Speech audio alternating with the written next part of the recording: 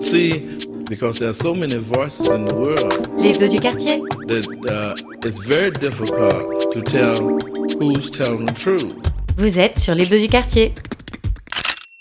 Bonjour à tous et à toutes et bienvenue sur la radio Quartier des Ondes, Aurélia au micro. Peut-être que vous écoutez cette émission et qu'on est passé du côté de l'été, peut-être qu'on est toujours au printemps à guetter le 21 juin. Cela va dépendre de votre espace-temps, de à quel moment vous écoutez cette émission. Je suis accompagnée de Alan, mon copilote. Salut. Salut. Alors notre chroniqueur cette semaine, Noé, bonjour. Bonjour. Alors Bachar al-Assad semble avoir été pardonné par ses homologues arabes. On le verra tout à l'heure. Ok, beaucoup de suspense.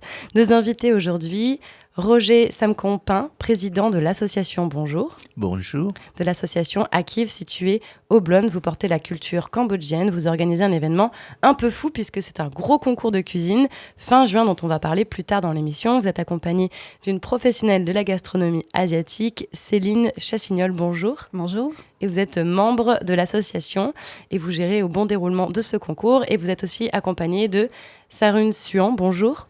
Bonjour. Vous êtes secrétaire général et aussi cuisinier avec 30 ans d'expérience, m'a-t-on dit. Donc voilà, on va pouvoir découvrir ce concours tout à l'heure. Mais avant ça, l'agenda de la semaine. Quartier des Ondes, the voice of the street. Quartier des Ondes, la voix des quartiers. Alors, le week-end du 17 juin, c'est la Pride. Pour ceux et celles qui ne connaissent pas la Pride, c'est une marche des fiertés. Lesbiennes, gays, bisexuels, transsexuels, transgenres, queer, intersexes, asexuels, aromantiques ou autres, je crois que je les ai tous dit.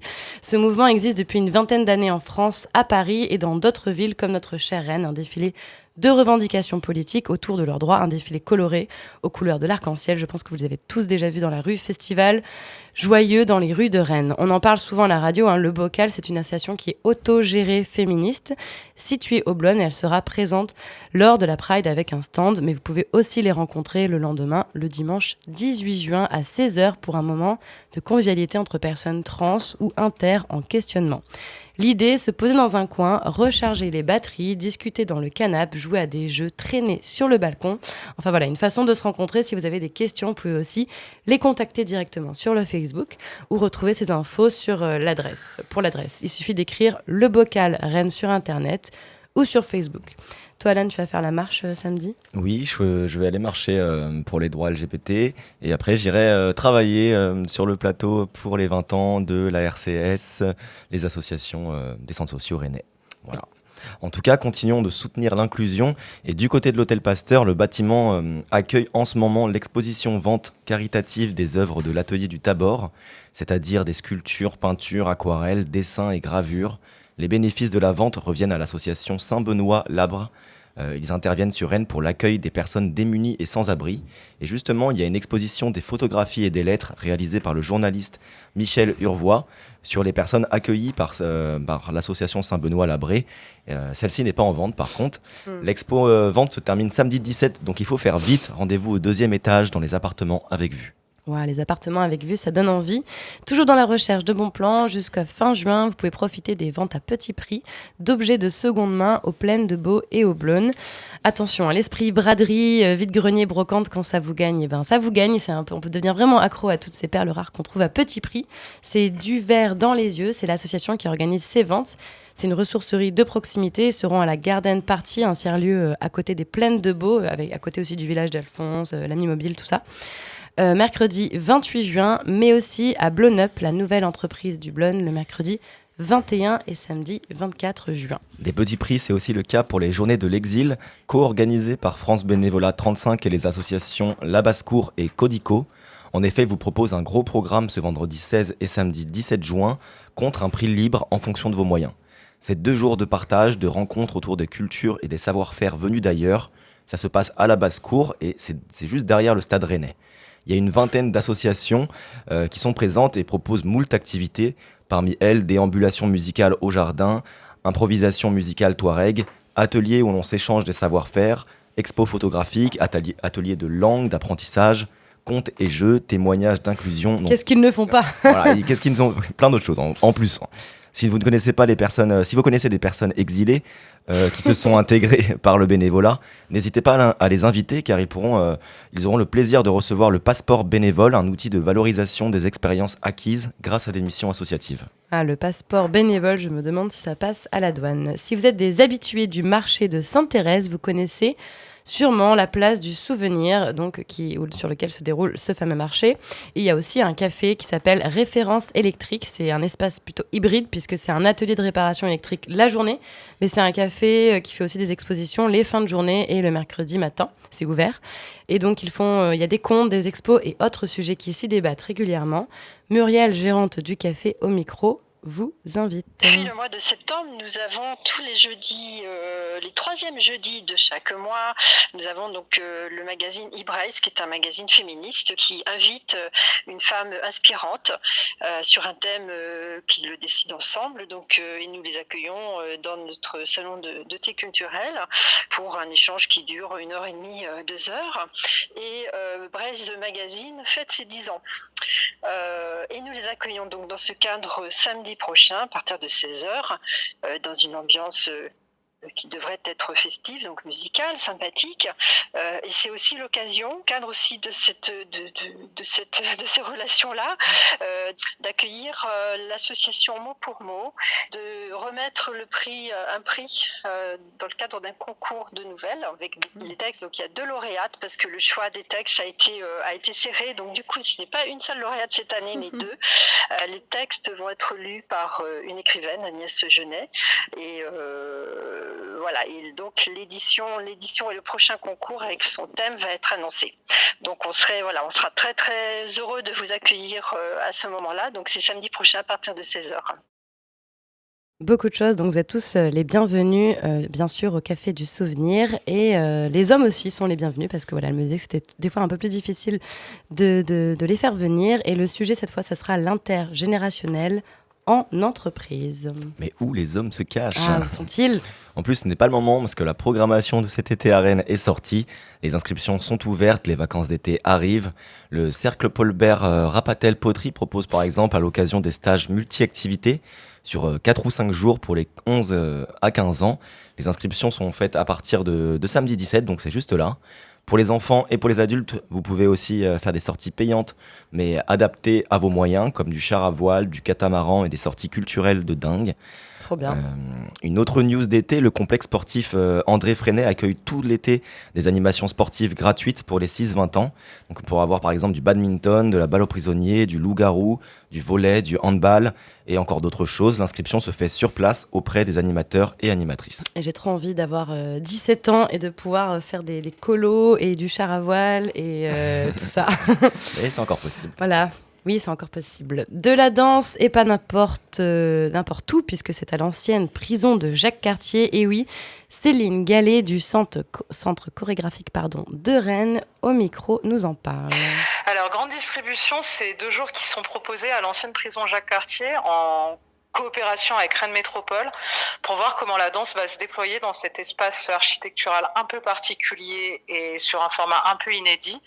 Durant ces 2 jours vont se succéder plus d'une dizaine d'équipes artistiques pour proposer des spectacles qui sont à la fois en lien avec la question de l'identité, en lien avec la question de l'altérité, en lien avec les questions d'intime, fortement, et qui sont donc proposés pour faire vivre le site qui est donc en mutation, en conversion, et qui a vocation à devenir un lieu de culture et de vie citoyenne à terme.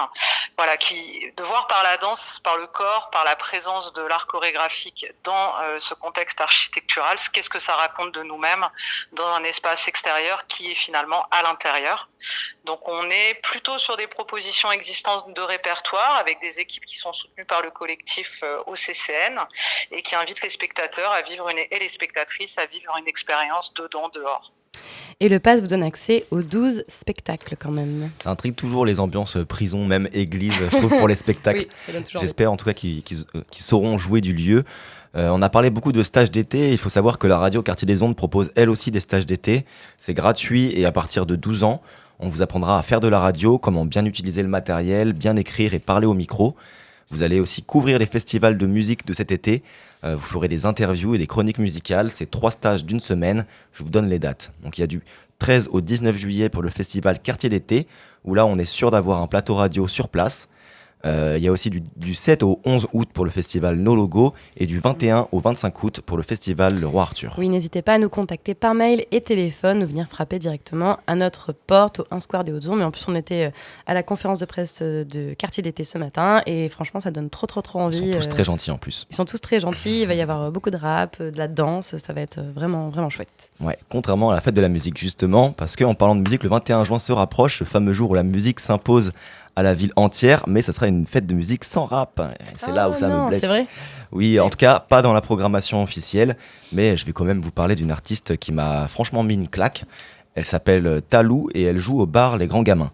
Alors elle fait du néo-soul, sa musique est selon moi quand même influencée par la scène rap actuelle. Talou, c'est une voix puissante qui reste douce comme le velours, mais ce n'est pas parce qu'une voix est déjà parfaite au naturel qu'il ne faut pas lui rajouter plein d'effets créatifs qui rendent sa voix encore plus onirique. Ces morceaux n'ont de cesse de nous relancer, notre oreille ne s'ennuie jamais, sans pour autant se fatiguer. Tout est bien dosé et équilibré. Talou joue beaucoup sur le mix de sa voix et de ses instrus qui sont au service de ses textes, des histoires qu'elle raconte. Elle nous parle de love, de doute, de ses cicatrices dans une ambiance mélancolique, parfois tragique. On sent qu'elle parle avec sincérité et poésie et j'ai l'impression que l'honnêteté, c'est quelque chose de plus en plus important, en tout cas plus important qu'avant pour les jeunes artistes. Elle passe au bar Les Grands Gamins, je le répète, c'est le 21 juin à l'occasion de la fête de la musique. C'est la première artiste de la soirée, elle ouvre le bal de 19h à 20h. Pour la suite de la soirée, vous pourrez profiter de Freak It Out pour du rock alternatif, Kengai Orchestra pour de l'afro groove et Molotov Brothers pour du Balkan Fusion. On s'écoute un extrait, je vous propose de rencontrer l'univers de Talou avec le morceau Petite Flaque, tout de suite sur Quartier des Ondes.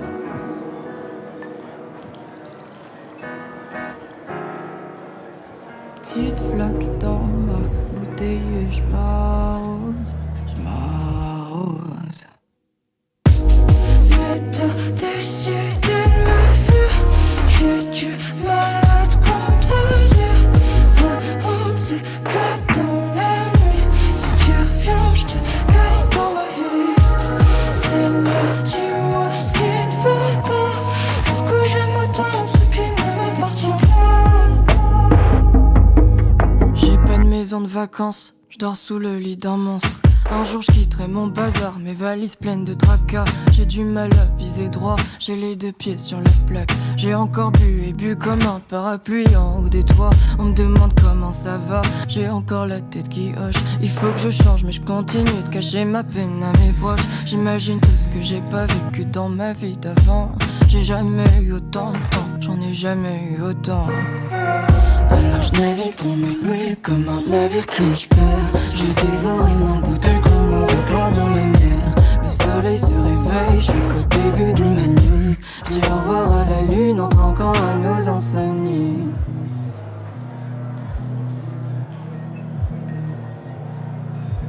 Je m'isole dans la ville et je barode. Une petite flaque dans ma bouteille et je m'arrose. Vous écoutez Quartier des Ondes dans l'hebdo du quartier, donc on vient de découvrir un morceau Talou qui va passer donc au Grand Gamin. C'est ça, le pour 21, la fête de la musique. À quelle heure déjà? 19h 19h, ouais. Trop bien. Franchement, c'est vrai que c'est très cool. J'aime beaucoup. Côté ciné, pour finir cet agenda de la semaine, dimanche 18 à Arvor, de 18h à 20h, dans le cadre de Rembobiné, il y a le film Daniel de Sidney Lumet. Daniel, est enfin visible en France grâce au distributeur Splendor Film. Ça n'a pas été facile de sortir en salle, librement adapté de l'affaire des époux Rosenberg. Cette adaptation du livre de E.L. Doctorow explore un aspect méconnu de la société américaine, l'histoire de sa gauche radicale, une pure merveille. On écoute un petit extrait de la bande-annonce.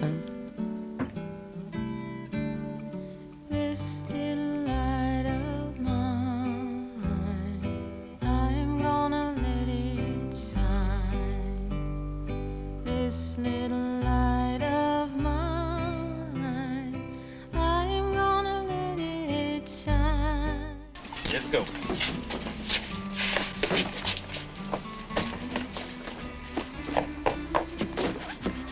I'm killing you! I'm killing you! I'm killing you! Oh! Answer!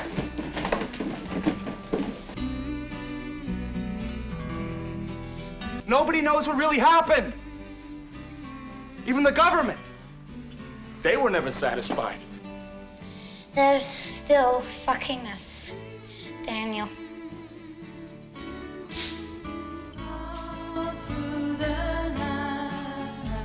By trial of Paul and Rochelle Isaacson. All the world looks on with horror.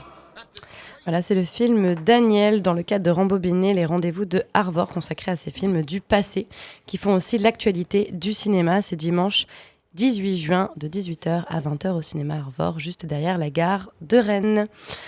Alors Noé, la Ligue arabe vient de réintégrer la Syrie. Cette ligue est le cœur battant de la géopolitique proche orientale. Elle regroupe 22 pays de culture et de langue arabe au Maghreb, en Afrique subsaharienne et dans la région du Golfe. Le début d'une nouvelle phase de solidarité et d'action arabe commune pour la paix dans la région, le développement et la prospérité, au lieu de la guerre et les destructions. Voilà comment le président syrien Bachar al-Assad entrevoit la période ouverte par la réintégration de son pays dans la Ligue arabe le 19 mai dernier, au sommet de cette organisation à Djeddah, en Arabie saoudite. Le retour de la Syrie, alors qu'elle était bannie depuis 2011 du fait des bombardements sur la population au moment des printemps, révèle un changement de paradigme des diplomaties arabes. Celle-ci, convaincue dorénavant de la stabilité que semble incarner Bachar al-Assad dans ce pays après 23 ans au pouvoir. Un leurre, bien sûr, qu'il faudra ici décrire. Mais la Syrie est en lambeaux, vidée d'une partie de ses forces vives, le pouvoir en place depuis 2000 par le fils Assad et depuis 1970 par son père. Peut-il être celui du renouveau et de la stabilité ? Alors ce régime a à son actif 1 demi-million de morts et 13 millions de déplacés. C'est un régime qui poursuit sa politique de terreur à l'encontre de la moindre opposition. En lieu et place de stabilité, c'est une dévastation pour les droits de l'homme et un chaos social. 80% de la population vit sous le seuil de pauvreté, l'accès à la nourriture devenant un luxe. 1 kilo de fromage y coûte un tiers de salaire mensuel. Tandis que les risques d'épidémie sont à craindre, le choléra par exemple. Les conflits armés opposant acteurs de toutes idéologies, de tout nationalisme et de tous intérêts économiques ravagent le pays. Pour un État de 185 000 km² et d'une vingtaine de millions d'habitants, d'autres que l'armée syrienne et les opposants islamistes sont présents et participent aux affrontements, comme les Turcs, les Kurdes, les Irakiens, les djihadistes de Daesh, les milices chiites, les Russes et les Occidentaux. En dépit de tous ces éléments de trouble, la Syrie a été réintégrée à la Ligue arabe. Pour les chefs d'État de la région, Bachar al-Assad a gagné la partie en éradiquant son opposition. Toute perspective de changement ne pouvait convaincre. Il est là pour durer. Rompre l'isolement de la Syrie devenait donc indispensable. La diplomatie des migrants n'est pas inintéressante. Les Jordaniens, les Irakiens, les Égyptiens espèrent contraindre Assad de reprendre les millions de réfugiés syriens qui occupent leur pays. Il s'agit là aussi d'un leurre, puisque d'une part, le délabrement de la Syrie ne permet pas un retour des migrants, et d'autre part, et pas les moindres, le président syrien n'a aucune envie de ce retour, car la guerre qu'il mène depuis 2011 est aussi une guerre du vide. Quant à l'Arabie saoudite, fer de lance de cette réintégration, elle ne partait pas sans revendication. La principale n'est ni militaire ni politique, elle est sanitaire. Son nom, le Captagon. Appelée aussi la drogue des djihadistes. C'est un dérivé d'amphétamine que consommaient les kamikazes de Daesh pour commettre leur attentat. La kleptocratie assadienne est devenue entre-temps un narco-État. Cette drogue est produite essentiellement en Syrie et fait l'objet, par le pouvoir d'Assad, d'un juteux trafic dans tout le Moyen-Orient. Ce trafic est devenu la première ressource du pays, soit 5 milliards de dollars cette année. La capacité de nuisance de Damas ne s'est jamais aussi bien corroborée. 1/3 de la jeunesse saoudienne est addict au Captagon. Cela à la grande colère du prince héritier Mohammed Ben Salman, qui exige de Bachar el-Assad de réduire à l'avenir sa production. Voilà un levier de chantage que Damas n'hésitera pas à user. Mais c'est une catastrophe naturelle qui a vraiment engagé un rapprochement entre Damas et ses voisins. Le 6 février, un séisme faisant 6 000 morts et 500 000 déplacés ravage le nord-ouest de la Syrie. Souvenez-vous-en, on en avait parlé au sujet de la Turquie. À cette occasion, l'Arabie saoudite, l'Iran, les Émirats ont répondu promptement à l'appel à l'aide du président Bachar el-Assad. Ce tremblement de terre pouvait justifier un retour des communications entre pays arabes pour évoquer cette normalisation. Cette diplomatie du tremblement de terre a donc amorcé la séquence diplomatique où l'on a vu des rendez-vous s'enchaîner les uns après les autres. Pourtant, cette actualité syrienne démontre un point qui ne relève pas de Bachar el-Assad, mais bien du prince héritier d'Arabie Saoudite. Celui-ci mène, tambour battant, une diplomatie du dynamisme, visant à prendre l'ascendant sur tout le Moyen-Orient. Avec la perte d'influence européenne et le désengagement progressif des Américains, une concurrence d'hégémonie s'est engagée entre les différentes puissances de la région. Riyad cherche à être un point d'équilibre, ayant les faveurs de Washington et l'attention de l'Union européenne. Elle a rencontré le président Volodymyr Zelensky, président d'Ukraine, qui cherche des soutiens au sud contre Poutine. Elle s'est réconciliée avec le Qatar par une habile affaire de maillot à la Coupe du monde de football de décembre. Elle a rétabli ses relations diplomatiques avec l'Iran chiite à l'occasion d'un accord historique conclu le 10 mars. Un accord qui a donc permis le rapprochement du royaume saoudien avec la Syrie, grand allié de Téhéran. Plus qu'un retour en grâce de Bachar al-Assad, c'est une victoire diplomatique pour Mohammed Ben Salman. Les diplomaties occidentales, à l'inverse, maintiennent leur politique de sanctions contre Damas, qui reste un État paria. Le Canada et les Pays-Bas ont même poursuivi la Syrie devant la Cour de justice internationale. Les États-Unis ont dit continuer leur politique de pression et d'isolement. La ministre française des Affaires étrangères, Catherine Colonna, s'est prononcée le 23 mai pour un procès du président syrien, car la lutte contre les crimes, contre l'impunité, fait partie des valeurs de la diplomatie française. Faut-il craindre cependant que les pays occidentaux craquent face à des intérêts géopolitiques qui dépassent leur prétendue conscience humaniste ? Tout le monde se rappelle du revirement stupéfiant de Barack Obama en 2013, qui, à la dernière minute, a préféré ne pas attaquer la Syrie, s'étant rendu coupable d'un bombardement aux armes chimiques, une ligne rouge pour les États-Unis. Le moteur des Rafales était déjà en train de tourner quand le président américain a fait volte-face. La capacité des puissances occidentales à virer de bord ne s'est jamais démentie. Bachar el-Assad a été invité à la COP28 sur le climat, qui se tiendra en novembre à Dubaï. Sera-t-il sur la photo aux côtés des dirigeants européens ? Je vous laisse avec cette interrogation. Merci Noé pour ta chronique. Merci beaucoup. The voice of the street. Quartier des ondes, la voix des quartiers. Nos invités aujourd'hui, Roger Samkompin, bonjour. Bonjour. Désolé. Président de l'association Akiv. Situé au Blon, vous portez la culture cambodgienne. Vous organisez un événement un peu fou, un gros concours de cuisine le 24 juin. Vous êtes accompagné d'une professionnelle de la gastronomie asiatique, Céline Chassignol. Bonjour. Bonjour. Vous êtes membre de l'association et gérez le bon déroulement de ce concours. Et puis vous êtes accompagné aussi de Sarun Sion. Bonjour. Bonjour. Vous êtes secrétaire général et aussi cuisinier avec 30 ans d'expérience. Oui. Merci d'être avec nous aujourd'hui et je vais co-animer cette interview avec Alan Barraud. Bonjour. Hello. Alors depuis plusieurs mois, vous organisez des ateliers de cuisine avec la finalité d'organiser un vrai concours de cuisine. Votre but, permettre aux jeunes Cambodgiens de continuer à vivre leur culture. En quoi la nourriture, pour vous, est la meilleure façon finalement de vivre sa culture ? Je ne sais pas qui veut répondre en premier. Je pense que c'est moi qui va répondre parce que je suis parmi de ceux qui organisent et aimeraient bien que les parents donnent quelque chose aux enfants. On n'a pas de grande maison, on n'a pas de château, on n'a rien. Donc, ce que nous avons, c'est notre savoir, le savoir des parents. C'est que les parents sont tous, comment on appelle ça, cuisiniers, cuisinières dans la maison. Et puis, on essaye de transmettre tout cela à nos enfants par le biais de faire bien la cuisine, proprement la cuisine, et puis faire connaître à tout le monde. Et puis non seulement faire connaître, mais les enfants ont appris quelles sont les cultures des parents. Et maintenant, on a vu que en France, beaucoup de restaurants asiatiques détenus par des Chinois, par des autres Asiatiques, mais il y en a beaucoup de Cambodgiens qui se cachent derrière tous ces restaurants-là. Comment ça, qui se cachent ? Ils se cachent parce qu'ils pensaient peut-être le nom cambodgien, c'est pas très beau à faire connaître. Et les Chinois, c'est plutôt bien. Ou Japonais, c'est plutôt mieux.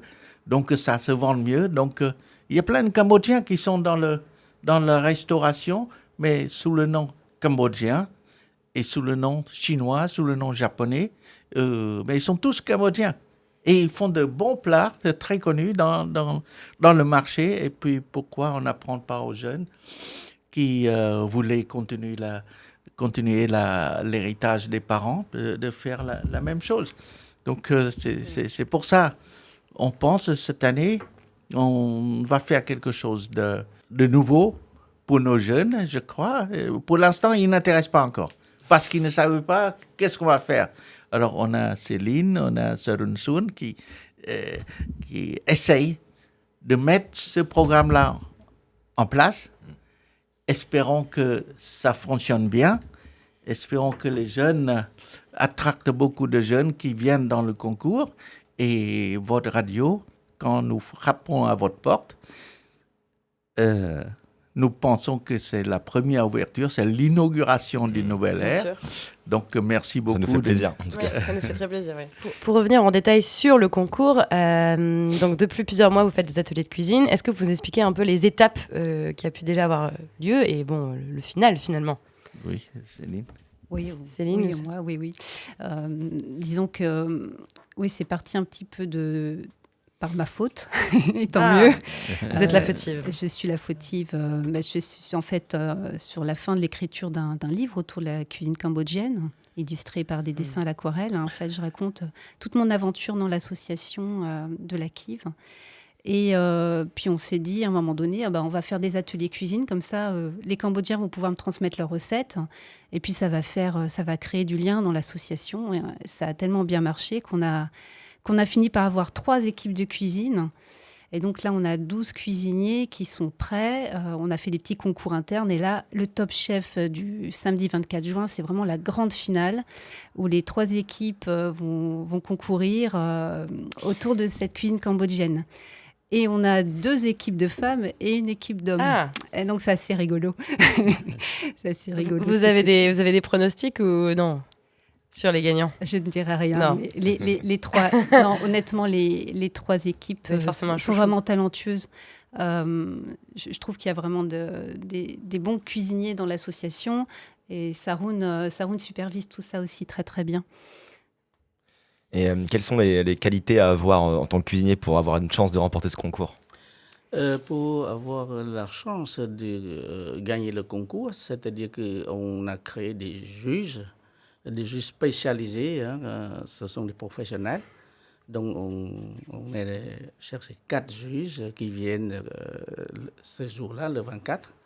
Et il y en a 4 autres jurys qui sont représentés les invités. Ce sont par des le gens, public, c'est ça? Les publics qui viennent pour déguster les plats, pour manger ensemble.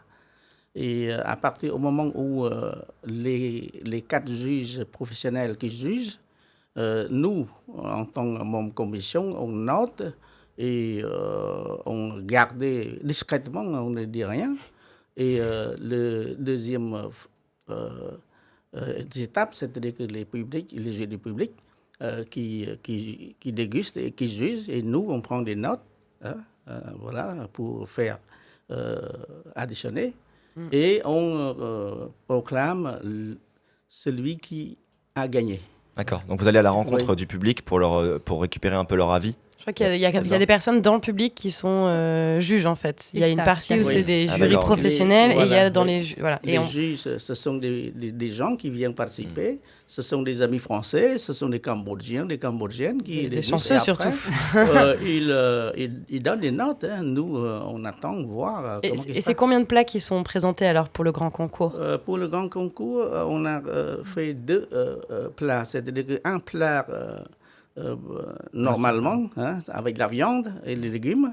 Et il y a un autre c'est le dessert. C'est le dessert typique cambodgien. Ça ressemble à quoi un dessert cambodgien? J'ai aucune idée. Le dessert cambodgien, ça s'appelle banane au tapioca à la noix de coco.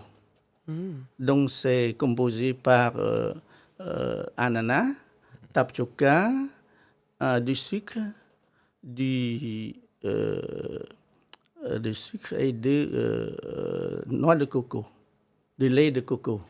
C'est moins dans la culture cambodgienne de faire des gâteaux? Ah oui, bien Si sûr. Ah si, Ouais, salé ouais. aussi. Ok. Ah En ouais, fait, ça existe, oui. il existe des gâteaux, des choses sucrées, je me permets de compléter. Voilà, oui. Mais bon, en Asie, en fait, on n'a pas véritablement de dessert. Oui, On c'est n'est moins pas connu, comme en France, c'est entrée, pour plat, ça. dessert. Souvent, c'est des plats qui sont au milieu de la table, partagés par tout le monde. Il n'y a pas véritablement de culture du dessert. Mais bon, là, on est en France et on aime bien en finir par une petite note sucrée. Merci. C'est déjà la fin de cette émission. Je rappelle que le concours se déroule donc le samedi 24 juin à partir de 14h jusqu'à 17h30. Oui. 18h30. 18h30. Vous pouvez toujours candidater pour être jury dans le public, il me semble. Il reste Oui. encore des places que vous me Oui, disiez. oui. Vous pouvez venir à l'événement, évidemment. Merci encore à Noé pour ta chronique. Vous pouvez écouter cette émission dans son intégralité dans Paroles aux Assos le mardi et vendredi à 10h30 sur Quartier des Ondes. Retrouvez évidemment ces émissions aussi en podcast sur notre site quartierdesondes.fr. Je vous remercie pour votre écoute, votre intérêt. Je vous souhaite surtout à tous et à toutes une belle fin de printemps ou un bon début d'été. Je ne sais pas, on vous laisse avec la playlist de la radio. C'était Aurélia au micro. Merci encore à Alan Barraud. Prenez soin de vous. À bientôt. À bientôt. Merci. Quartier des Ondes, the voice of the street. Quartier des Ondes, la voix des quartiers.